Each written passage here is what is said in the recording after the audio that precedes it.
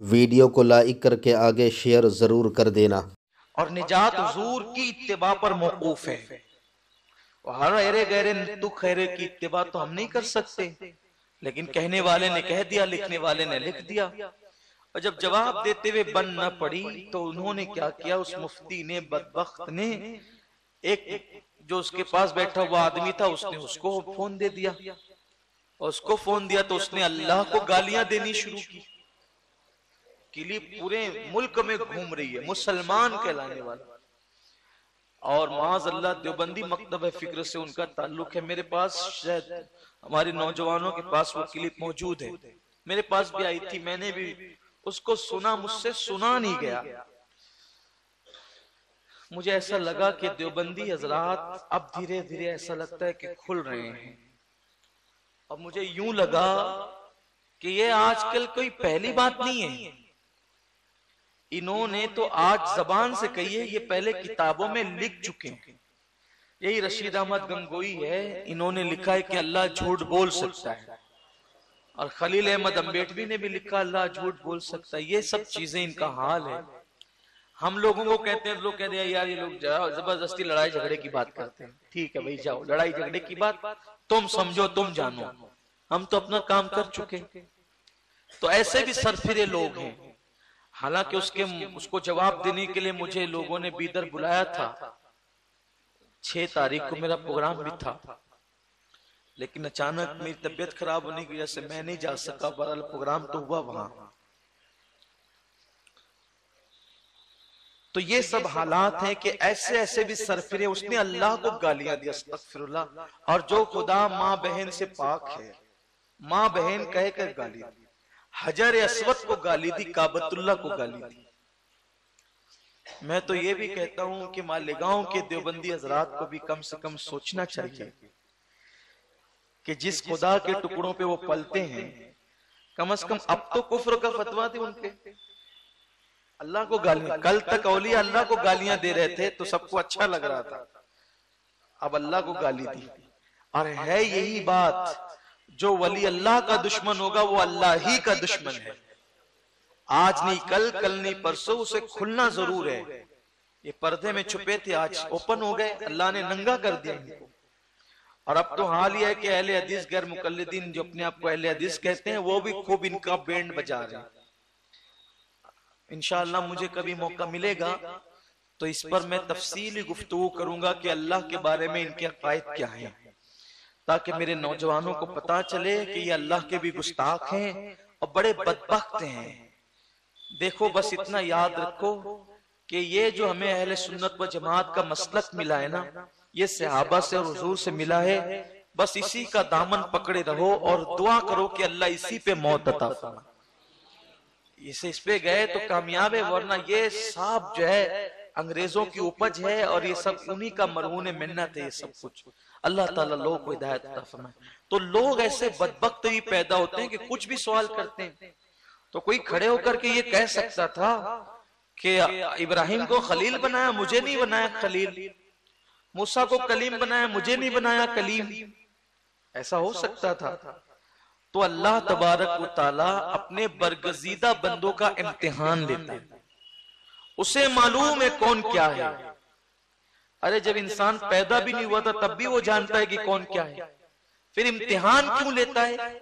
امتحان اس لیے لیتا ہے تاکہ بندوں کو پتا چلے کہ جس کو خلیل بنایا تو یوں ہی نہیں بنایا، جسے خلیل بنایا تو بہت جانچ کر کے خلیل بنایا، اور وہ تمہارے بس کا ہی نہیں ہے، جو وہ کر گزرے وہ تمہارے بس کا ہی نہیں ہے، تم کر ہی نہیں سکتے۔ وہ بڑے بڑے دعوے کرنا الگ بات ہے، اور جب قدرت امتحان لینے پر آئے، خدا امتحان لے تو پھر امتحان دے دینا، یہ صرف اللہ والوں کی شان ہے، یہ اللہ والوں کا کام ہے۔ اور اس نے کہا ہم ضرور آزمائیں گے تمہیں، اور اللہ کے جو جتنا قریبی ہوگا اللہ اس کو اتنا زیادہ آزمائے گا۔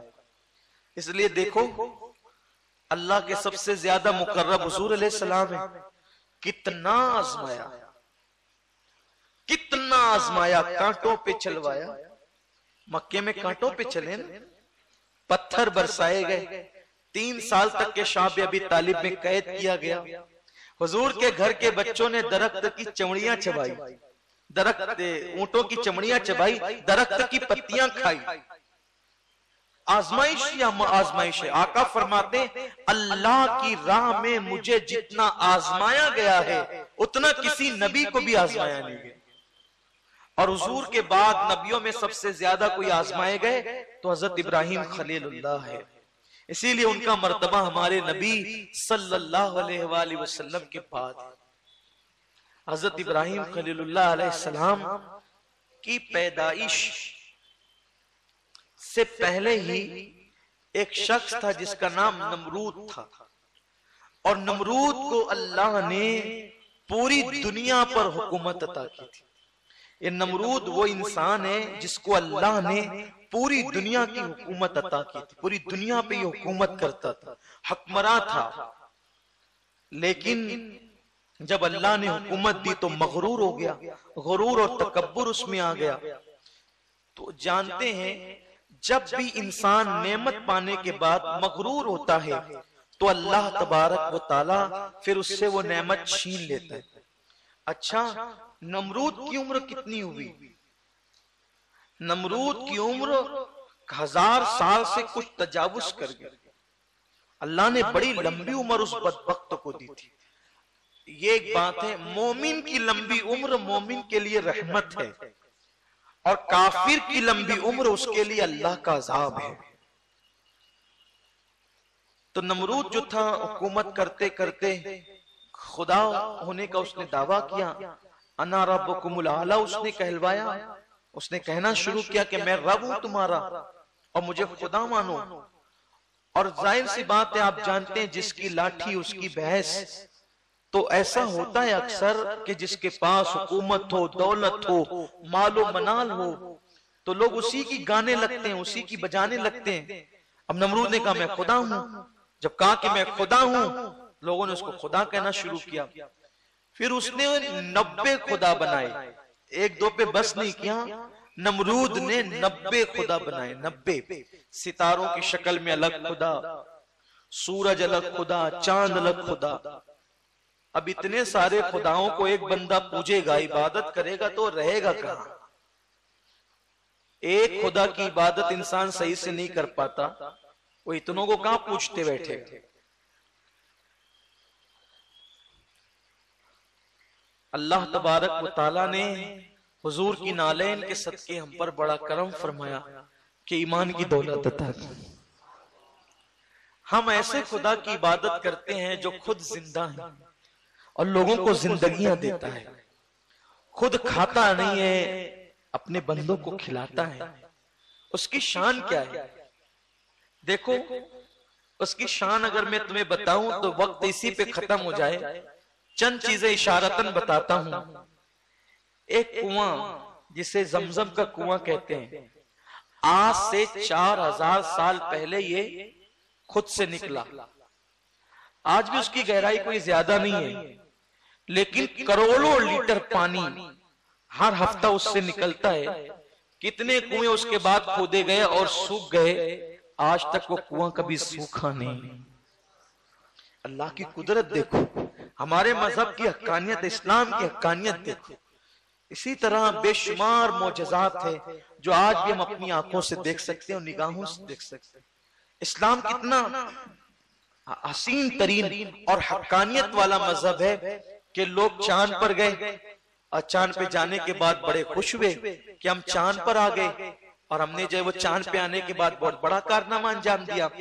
لیکن جب وہ چاند پر پہنچے تو چاند پر پہنچنے کے بعد انہوں نے دیکھا کہ یہ چاند کبھی توڑا گیا تھا, یہ چاند کبھی توڑا گیا تھا اور توڑنے کے بعد کبھی جوڑا بھی گیا تھا. جیسے آئینہ ٹوٹ کر جوڑا جائے تو اس میں سے ایک ہلکا سا نشان ہوتا ہے, ایسے انہوں نے وہاں محسوس کیا. تو انہوں نے تحقیق کی کہ اتنا بڑا چاند جو زمین سے بہت بڑا ہے تو اس کو کیسے توڑا جا سکتا ہے, اور توڑ لیا گیا تو پھر جوڑا کیسے جا سکتا ہے؟ جب انہوں نے تحقیق کی تو پتا چلا کہ ہاں آج سے کچھ صدیاں پہلے ایک ایسا اللہ کا برگزیدہ بندہ تھا جس نے مینا کی وادی میں یا جبل ابو قبیس پہ کھڑے رہ کر اشارہ کر کے ہی 2 ٹکڑے کیا تھا. اور توڑنا تو سب کو آتا ہے لیکن انہوں نے جوڑ بھی دیا تھا. حضور علیہ السلام نے توڑا بھی تھا اور جوڑا بھی تھا. قربان جائیں جب ان کے انگلی کے اشارے کی شان یہ ہے انگلی کے، تو ان کے پنجوں کی شان کیا ہوگی؟ اور جب ان کے پنجوں کی شان آپ اندازہ نہیں کر سکتے تو ان کی کلائی کی شان کیا ہوگی؟ یہ جو میں اشارہ کر رہا ہوں یہ میرے گنہگار ہاتھ ان ہاتھوں کے برابر نہیں ہے، بس میں سمجھانے کے لیے. تو ان کی کلائی کی شان کیا ہوگی؟ اور جب ان کی کلائی کی شان بے مثال ہے تو ان کے بازوؤں کی قوت کیا ہوگی؟ اور جب ان کا بازو بے مثال ہے تو ان کے سینے کا عالم کیا ہوگا؟ اور ان کے وجود ناس کا عالم کیا ہوگا؟ اور جب ایسے وجود والے محمد کی یہ شان ہے تو محمد عربی کو بنانے والا جو خدا ہے اس کی شان کا عالم کیا ہوگا؟ اس خدا کی قوت کیا ہوگی؟ ہم تو اس اندیکھے خدا کو حضور کے ذریعے سے مانتے ہیں کہ جب یہ ایسے ہیں تو وہ کیسا ہوگا. اتنا بڑا رسول ہے، اتنا بڑا رسول ہے. دیکھو لوگوں نے جو سورج کو چاند کو یہ بنایا نا، خدا بنایا. آج بھی ہندوستان کے اندر ایک چیز چل رہی ہے کہ سورج کو نمسکار کرو.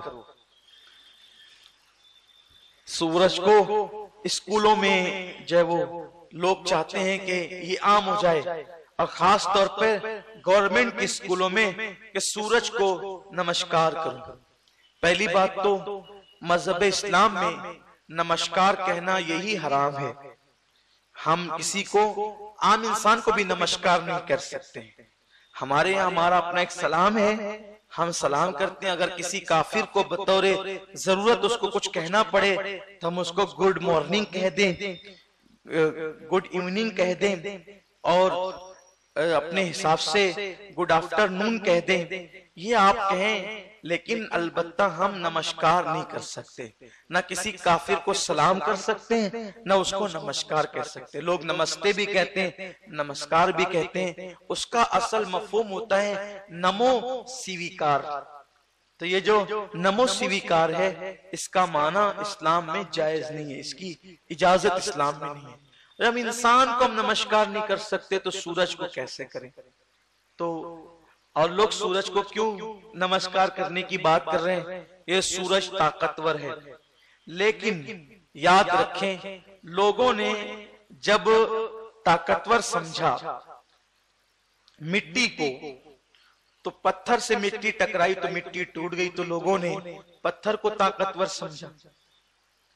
لیکن جب پتھر آگ میں جلا تو لوگوں نے آگ کو طاقتور سمجھا، ٹکڑے ٹکڑے ہو گئے جل کر کے. لیکن جب اس آگ کو لوگوں نے دیکھا کہ پانی پڑا تو آگ بجھ گئی تو لوگوں نے پانی کو طاقتور سمجھا. اور پانی جب طاقتور تھا تو پھر لوگوں نے یہ دیکھا کہ چاند جو ہے وہ اتنا طاقتور ہے کہ جس وقت وہ اپنی مخصوص تاریخوں میں سمندر پہ پڑتا ہے تو مد و جزر کے ذریعے سے وہ پانی کو اچھالتا ہے اور سمندر مد و جزر آ جاتا ہے. یا سورج کی شعائیں اس پہ پڑتی ہے تو وہ پانی بھاپ بن کر کے اڑ جاتا ہے. حیرت کی بات یہ ہے کہ جب سورج اور چاند اتنے طاقتور قرار دیے گئے کہ جو مٹی پتھر سے ٹوٹ گئی، جو پتھر آگ سے ٹکڑے ٹکڑے ہو گیا، جو آگ پانی سے جل بجھ گئی، اور پانی کو پھر سورج ہوا میں بادل بنا کر لے اڑا اور چاند نے مد و جزر کے ذریعے سے اس کو ادھر سے ادھر اتھل پتل کر دیا، تو لوگوں کی رائے اس پر آ کر ٹک گئی کہ دنیا میں چاند و سورج سے زیادہ کوئی طاقتور نہیں ہے. اس لیے لوگ اس کے آگے ہاتھ جوڑنے لگے. میرے اللہ نے فرمایا حبیب دنیا تو اسے طاقتور مان رہی ہے، ایک کو توڑ کر کے بتا دے اور ایک کو واپس بلا کر کے بتا دے کہ ان کی طاقت نہیں ہے، طاقت تو میرے اندر ہے. لیکن جب اس کو طاقتور سمجھا تو لوگوں نے اس کے آگے ہاتھ جوڑ لیے. تو جب آپ واپس ایک کو بلاؤ گے اور ایک کو ٹکڑے کرو گے تو لوگ تمہیں خدا کہیں گے. تو پھر ایک کام کرو، پھر آپ یہ بھی کہہ دو قل انما انا بشر مثلکم، کہ میں تو تم جیسا ایک انسان ہوں، تاکہ لوگ تمہیں خدا نہ کہے. کیونکہ وہ تو یہ بات نہیں کہیں گے نا، تو یہ بات محبوب آپ کو کرنی ہے۔ تو اللہ نے گویا کہ وحدانیت کی لاج رکھنے کے لیے اپنے محبوب سے کہلوایا کہ آپ کہہ دیں، آپ اپنے آپ کو کہہ دیں بشر، تاکہ عقیدہ وحدانیت رہ جائے۔ تو عقیدہ توحید کو بچانے کے لیے محبوب کو کہا محبوب میں نہیں کہوں گا، آپ کہہ دیں کہ میں تم جیسا بشر ہوں، تاکہ لوگ آپ کو خدا نہ سمجھے۔ لیکن لوگ یہ بھی نہ سمجھے کہ اپنی طرح ہیں، کیونکہ اگر اپنی طرح ہوتے تو اشارے سے چاند ٹکڑے نہ ہوتا اور اشارے سے سورج نہ پلٹتا۔ تو یہ تو ان لوگوں نے دیکھ ہی لیا ہے، تو نہ اپنی طرح بشر سمجھیں گے نہ خدا سمجھیں گے، آپ کا جو مرتبہ ہے اس کے مطابق۔ لیکن کچھ بدعقل ایسے بھی پیدا ہو گئے، یہ سب بیان بھی کرتے ہیں پھر کہتے ہیں ہماری طرح۔ اس پر تو بہت مرتبہ باتیں ہو چکی ہے، گفتگو ہو چکی ہے، وہ نہیں کہنا، میں صرف تمہید عرض کر رہا ہوں۔ تو ابراہیم علیہ السلام کے دور میں نمرود کا دور تھا، اور بہت اس کی جو وہ شان شوکت دولت شہرت سب کچھ تھی۔ اس نے ظلم کیا تو اللہ نے اس کے ظلم کا خاتمہ کرنے کا اعلان کیا اس طرح سے کہ اس کو اللہ نے خواب دکھایا، اور اس نے خواب دیکھا کہ ایک ستارہ طلوع ہوتا ہے، اور وہ ستارے کے آگے روشنیاں اور نورانیت جو مصنوعی تھی وہ سب مان پڑ جاتی ہے۔ حیرت کی بات یہ ہے کہ وہ اپنے آپ کو خدا کہتا ہے، لیکن اپنا خواب وہ نجومیوں سے پوچھتا ہے کہ میرے خواب کی تعبیر کیا ہے۔ دیکھا، یعنی اتنا بڑا الو تھا اس کے، بلکہ اس بدبخت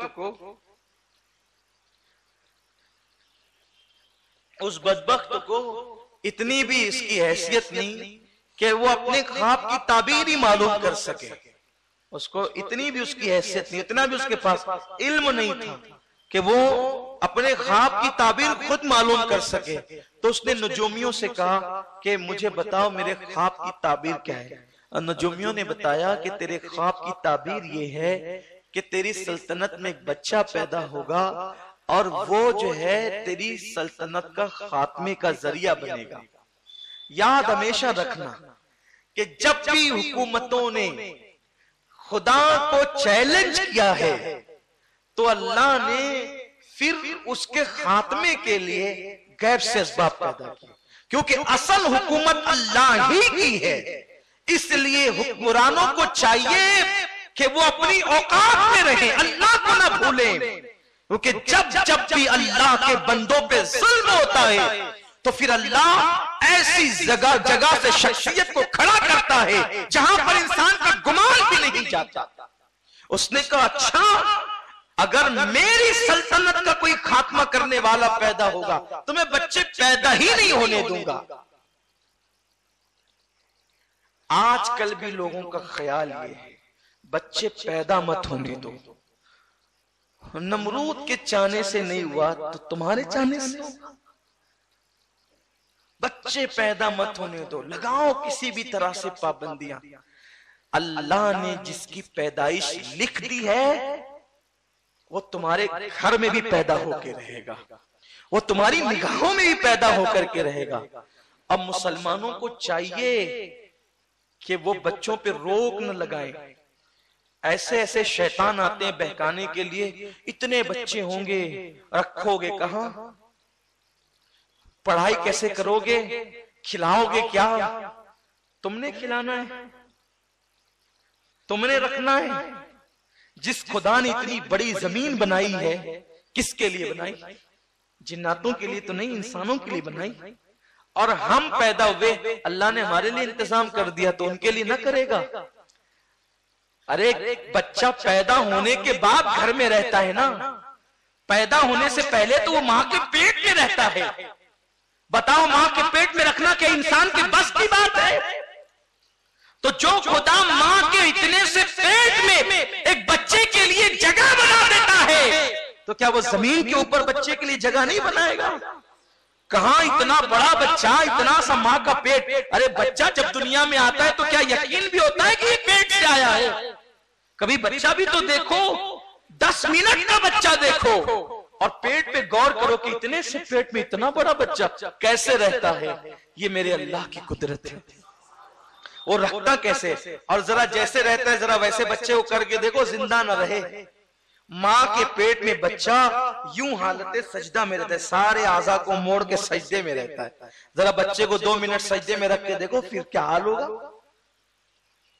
اب اگر ذرا ذہن حاضر ہے تو ذرا سا اور آگے بڑھ کے سن لیں۔ ماں کے پیٹ میں حالت سجدے میں ہوتا ہے، لیکن پیدا ہونے کے بعد اگر اس بچے کو آپ 2 منٹ سجدے میں رکھے بچہ مر جائے گا، سانس نہ لے سکے گا۔ لیکن یہ میرے نبی کا معجزہ ہے، تمہارا بچہ پیدا ہو تو 2 منٹ سجدے میں تم رکھو تو سانس نہ لے سکے، مر جائے، اور مصطفیٰ جان رحمت نے پیدا ہو کر ہی سجدہ کر کے بتایا نہ میں تم جیسا نہ تمہارے بچوں جیسا۔ حضور سجدہ کر رہے ہیں، یہ شان اللہ کی، میرے رب کی شان ہے۔ حضور کا پہلا معجزہ یہ ہے کہ حضور علیہ السلام نے زمین پہ آ کے بچے کو رکھو گے نا سجدے میں تو اس کی ناک دب جائے گی، سانس نہیں لے گا، وہ مر جائے گا۔ لیکن حضور نے سجدہ کیا، گویا کہ پیدا ہو کر بھی یہ شعور جانتے ہیں، شعور ہے، جانتے ہیں کہ ناک سجدے میں کس پوزیشن پہ رکھنی چاہیے۔ اسی لیے تو میرے امام نے کہا گود میں حالت شباب، حال شباب کچھ نہ پوچھ۔ گود میں حالت شباب، حال شباب، ارے بچپنے میں وہ جوانوں کی طرح ہے تو وہ جوانی میں کیسے ہوں گے، اس کا تو کوئی بیان ہی نہیں ہو سکتا ہے۔ یہ میرے نبی کا معجزہ علیہ السلام۔ بہرحال گفتگو بہت دور نہ نکلے، شارٹ کرنا چاہتا ہوں کیونکہ مجھے تو فلسفہ قربانی تک کا سفر ابھی آپ کو طے کرانا ہے اور خود بھی طے کرنا ہے کہ قربانی کا فلسفہ کیا ہے، کیسے قربانی ہوئی، اور آپ لوگ سنتے ہیں ایمان تازہ ہوتا ہے۔ بہت شارٹ میں نکلنا چاہتا ہوں۔ تو جناب ابراہیم علیہ السلام کی پیدائش سے پہلے یہ کہا گیا کہ بچے پیدا نہیں ہونے دیں گے، اور وہ اعلان ہو گیا کہ سب الگ رہیں مرد عورتوں سے، بھئی جس کی حکومت ہے اس کی تو چلتی ہی ہے۔ لیکن حضرت ابراہیم علیہ السلام کے ابا جان حضرت طارق جو تھے، ابراہیم علیہ السلام ماں کے پیٹ میں آ چکے تھے، یہ سام بن نوح کی اولاد میں سے ہیں۔ حضرت طارق ابن ناخور ان کا نام ہے، اور یہ جو لوگوں میں مشہور ہے کہ آزر حضرت ابراہیم علیہ السلام کا باپ تھا، یہ غلط ہے۔ آزر چچا تھا، باپ نہیں تھا، اس لیے کہ نبی کا باپ مشرک نہیں ہوتا اور نہ نبی کی ماں مشرک ہوتی ہے۔ میں نے جمعہ میں بھی اس بات کو بیان کیا، اس لیے مشرک نہیں ہوتی چونکہ جمعہ کے اور رات کے لوگ الگ الگ ہیں، اس لیے اشارہ دینا چاہتا ہوں کیونکہ لوگ مضمون بھی لکھتے ہیں، اخبارات میں نے دیکھا کہ مضمون بھی لکھا تو لوگوں کو مغالطہ ہوا کہ قرآن میں آزر کے لیے ابا آیا۔ اگر اچھی لگی ہو تو لائک کر کے آگے شیئر ضرور کر دینا۔ اللہ حافظ۔